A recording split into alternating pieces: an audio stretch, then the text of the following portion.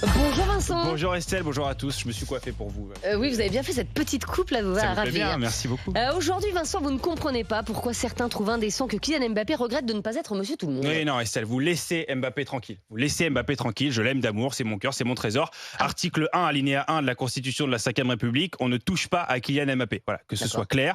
Toi, tu sors de chez toi pour aller chercher une baguette. Lui, il sort de chez lui pour chercher une Coupe du Monde. Donc un peu de respect. Voilà, s'il vous plaît. À 19 ans en plus. À 19 Moi, tu ans. ne parles pas d'âge. Oui, pardon, Kylian. Excusez-moi, je voulais pas le dieu Kylian, monseigneur. Je voulais pas le froisser. Après, bon, Mbappé aimerait bien être Monsieur Tout le Monde pendant 48 heures. Nous, on aimerait bien être Mbappé juste 10 minutes. Hein. Ah, oui. Ça nous ferait 15 ans de salaire. Voilà. Moi, je dis pas non. Donc, Kylian, si tu veux changer de vie, voilà, n'hésite pas. Je suis à ta disposition. Il n'y a absolument aucun problème, hein, complètement. Mais vous comprenez, Vincent, que Kylian Mbappé regrette sa vie d'avant? Et bien sûr que je comprends Kylian, enfin Estelle. On se rend pas compte des petits plaisirs du quotidien. Hier, je mangeais une boîte de raviolis à moitié périmée.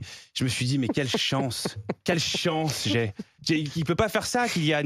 Il sait pas ce qu'il perd. Qu'est-ce que tu sous-entends? Non, mais je sous-entends rien, Kylian. Mais voilà, c'est tellement dur d'avoir un chauffeur, des domestiques, n'est-ce pas, Estelle? Voilà. Non, mais on profite pas assez de ces petits riens, descendre les poubelles, acheter une baguette, vivre 35 ans avec la même femme. Je crois qu'on ne mesure pas la chance qu'on a. Comprenez-le. Enfin, c'est quand même pas compliqué, non?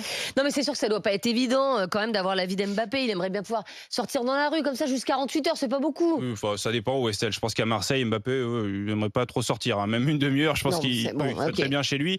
Puis ça va pas être évident pour Kylian. Hein. Pour sortir, il est obligé de te déguiser en Olivier Giroud pour passer incognito. Ah bah, Giroud et Mbappé, c'est pas les mêmes demandes. Hein. Bah, Mbappé, tu lui demandes un selfie. Giroud, tu lui demandes de quitter l'équipe de France. Mais bon, on aime quand même Giroud, hein, évidemment. Vincent, dans Estelle Midi, on a aussi parlé de cette étude qui montre que 30% des Français songeraient quitter la France. Allez, Estelle, on s'en va, toi et moi. Non.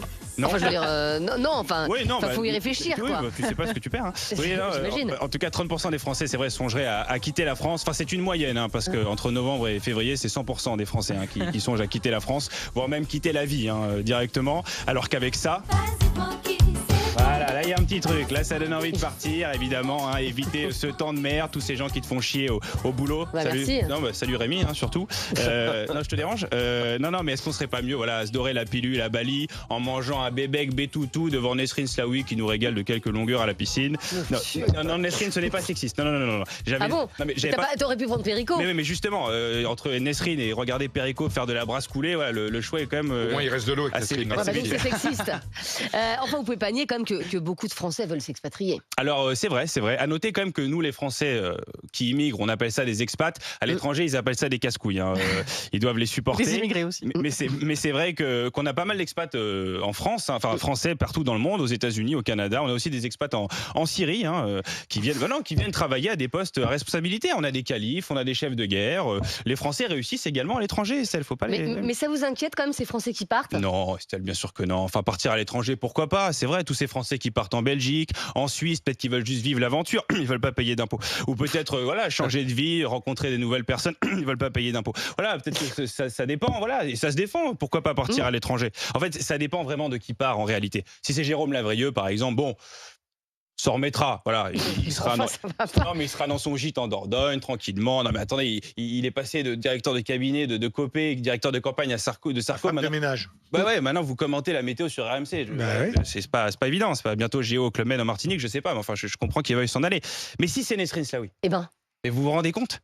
Vous vous rendez compte de qui on perd? La perte. Un esprit brillant, le poumon de la France, l'idéal de justice et de liberté, de révolte et de tolérance. Ça serait un drame. Juste en la chute. Mais pour les gens de gauche, oui, parce que pour les gens de droite, ça serait une bouffée d'oxygène. Non, je plaisante évidemment. Je t'aime Nesrine, je t'aime Kylian et j'aime la France. Voilà, merci à tous.